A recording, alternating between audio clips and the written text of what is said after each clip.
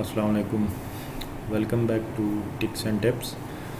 आज का जो लेक्चर है वो बेसिकली जैसे लास्ट क्लास में हमने कुछ कवर अप किया था, लाइक अगर मैं आपको दिखा दूं तो हमारे पास जो है वो कुछ सी आउट और सी इन, यूज़र इनपुट और इन चीज़ों से रिलेटेड हमने एक स्मॉल सा कैलकुलेटर भी बनाया था और कुछ ऑपरेटर्स के यूज़ से।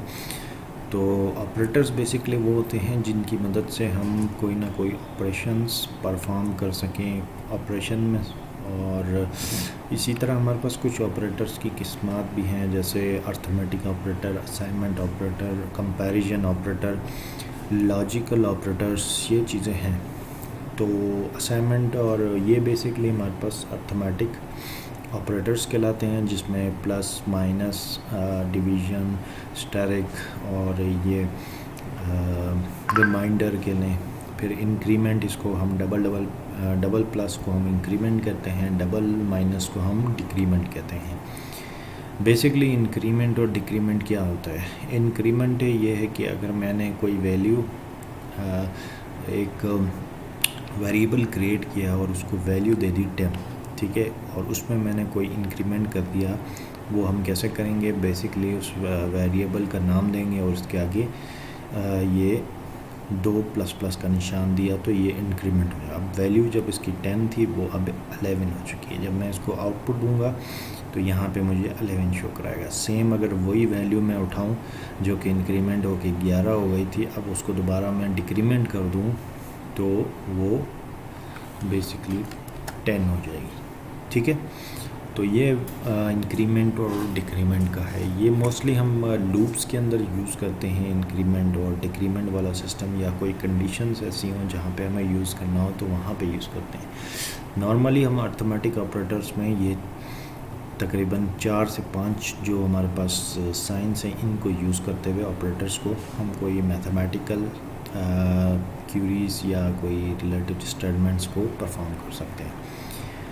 तो फर्स्ट हमारे पास जो अर्थमेटिक ऑपरेटर्स था वो यही थे। इसके बाद अगर मैं बात करूं असाइनमेंट ऑपरेटर्स की, असाइनमेंट ऑपरेटर बेसिकली वो ऑपरेटर्स होते हैं जो कि किसी वेरिएबल को वैल्यूज असाइन करने के लिए यूज़ किए जाते हैं, ठीक है। इसमें हमारे पास बहुत सारे असाइनमेंट ऑपरेटर्स हो सकते हैं, जैसे सिंपल इज इक्वल्स टू, ठीक है। मैं साथ साथ लिख भी देता हूँ असाइनमेंट ऑपरेटर्स। इसमें हमारे पास जो है वो सिंपल इज इक्वल्स टू आ गया और एक प्लस इज इक्वल्स टू आ गया। जो ये प्लस इज इक्वल्स टू है, इसका काम ये होता है कि अगर आप किसी वेरिएबल और उसके साथ ये प्लस इज इक्वल्स टू 3 करें तो इसका मतलब हमारे पास जो है वो ये है कि x, मिसाल variable name is equals two variable plus digit जो भी है वो साइन हो सकता है।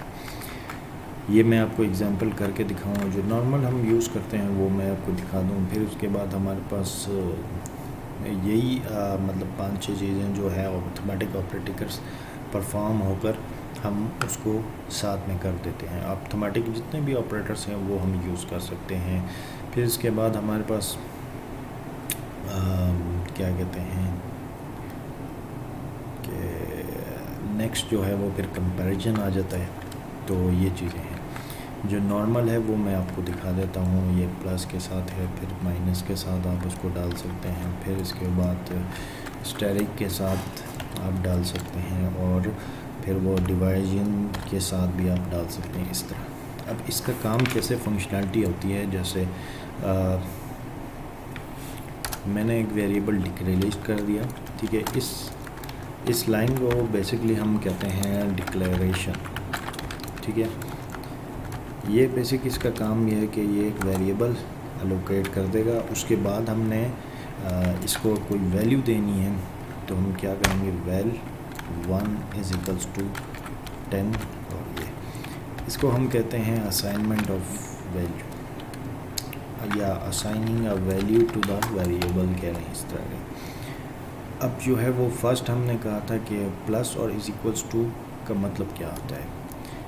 तो मैं अगर value 1 plus and is equals to 3 semicolon. अब इसका मतलब ये होगा कि आपने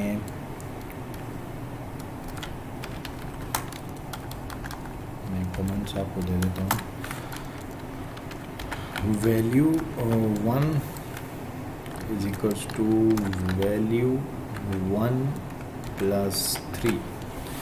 तो अगर फुल फॉर्म में हम लिखें तो ये इस तरह से हो जाता है, और शॉर्ट फॉर्म में हम लिखें तो ये हम विद प्लस साइन करके हम यूज़ कर सकते हैं, ठीक है।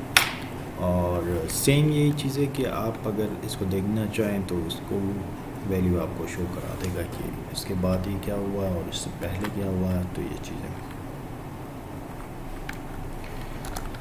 तो मैं इसको यहाँ पे भी दे देता हूँ, और यहाँ पे हम इसको दोबारा से वैल्यू क्रिएट करते हैं। अब यहाँ पे आप देखें कि हमारे पास 10 थी, 10 में 1 प्लस किया, ये 13 हो जाता है। सेम फिर टू दिया, और अब वैल्यू जो है 113 है, तो 13 में दोबारा प्लस करो 3, तो ये हो जाएगा 16।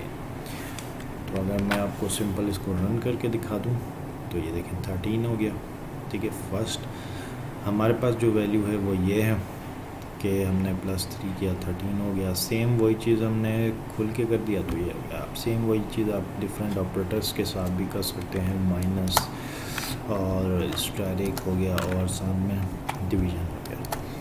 तो ये हम इस तरह से परफॉर्म कर सकते हैं। ये हमारे पास असाइनमेंट ऑपरेटर्स कहलाते हैं, कुछ बेसिक असाइनमेंट ऑपरेटर्स जो मोस्टली हम यूज़ करते हैं। इसमें से भी अगर बेसिक आप कहेंगे तो हम ये 3 ऑपरेटर्स बहुत ज़्यादा यूज़ करते हैं नॉर्मली अपने कोड में।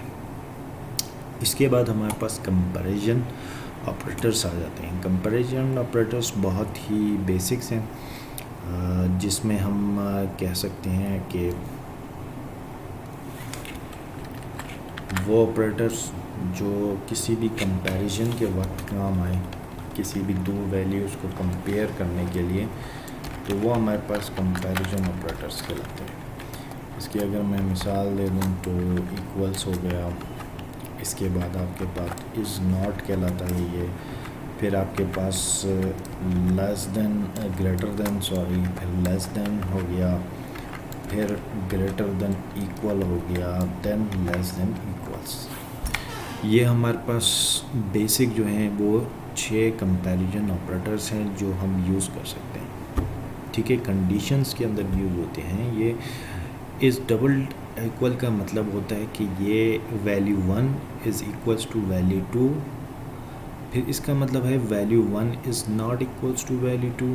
तो ये सारे कंडीशनल है। और अगर फिर यह तीसरा कहीं ये ग्रेटर का निशान है, ये लेस का निशान है, ग्रेटर देन इक्वल्स टू और लेस देन इक्वल्स टू, ये मोस्टली हमारे पास मैथमेटिकल जो फार्मूलेस में हम यूज़ करते हैं नॉर्मली, ये वो चीज़ें हैं जो हम यहाँ पे भी यूज़ कर रहे हैं। तो ये चीज़ें हमारे पास हैं कंपैरिजन ऑपरेटर्स के अंदर। इसी के साथ फिर अगर मैं दूसरा कहूँ कि लास्ट नॉट एट लीस्ट हमारे पास लॉजिकल ऑपरेटर्स भी होते हैं, जो कि हमारे पास मोस्टली जो है वो यूज़ होते हैं कंपैरिजन ऑपरेटर्स के साथ, ठीक है। उनकी अगर मैं आपको मिसाल दे दूँ तो लॉजिकल ऑपरेटर्स, लॉजिकल में सबसे पहले हमारे पास एंड आ जाता है, ठीक है। फिर आता है मेरे ख़्याल से और लास्ट एट लीस्ट इज़ वो कहलाता है नॉट, ठीक है। लॉजिकल नॉट हम इसको कहते हैं, इसको लॉजिकल एंड कहते हैं, इसको लॉजिकल और कहते हैं, इसको लॉजिकल नॉट कहते हैं। ये इस तरह से है कि अगर आपने मिसाल के तौर पे x is greater than y and x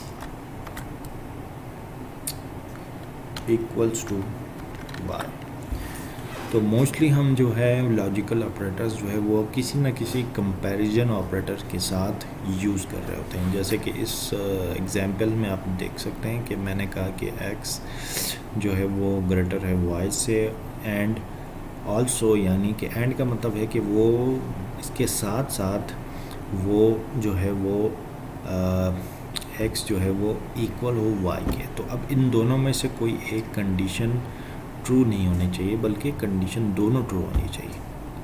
तो ये चीज़ें अब यहाँ पे ये लॉजिकल एरर है बेसिकली, क्योंकि x जो है वो अगर ग्रेटर है y से तो वो इक्वल कैसे हो सकता है। तो ये चीज़ हम यहाँ से अगर हटा दें, इसको कर देते हैं z। तो ये दो हमने इसको यूज़ किया इसके साथ। फिर इसी तरह और का मतलब है कि इन दोनों में से कोई एक कंडीशन ट्रू होगी। फिर नॉट का मतलब ये है कि वो इक्वल नहीं है y के। जैसे मैं कह देता हूँ z is not equal to y, तो ये कंडीशन ट्रू होनी चाहिए, अदरवाइज़ हमारे पास फॉल्स आ जाएगा या ट्रू आ जाएगा, जो भी हमारे पास वैल्यू डिपेंड करता है उस टाइम वेरिएबल को हमने असाइन किया हो उसके ऊपर। तो ये चीज़ हमारे पास लॉजिकल ऑपरेटर्स थे जो बेसिकली हम कंडीशंस के लिए यूज़ करते हैं इन केस हमें रिटर्न में मिल जाए कोई ट्रू और फॉल्स। ठीक है, तो ये आज का ऑपरेटर्स का बेसिक हमारे पास गो थ्रू था। नेक्स्ट क्लास में हम कुछ स्ट्रिंग वेरिएबल को फर्दर एक्सप्लोर करेंगे, उसकी लाइब्रेरीज़ देखेंगे कि कौन सी लाइब्रेरी है, हम कैसे यूज़ करते हैं, फिर उसको कंकैटिनेशन हम कैसे कर सकते हैं, यानी दो वर्ड्स को, ये सारी चीज़ें हम आ जाएंगी। तो जिन्होंने हमारा चैनल सब्सक्राइब नहीं किया, मैं उसको रिक्वेस्ट करूँगा उनको कि प्लीज़ चैनल को सब्सक्राइब करें, लाइक करें, कमेंट्स करें। आपकी अगर कोई भी क्यूरीज़ हैं वो कमेंट्स करके हमें बता सकते हैं, तो हम इंशाल्लाह वो हल करेंगे। See you in next class, so good bye.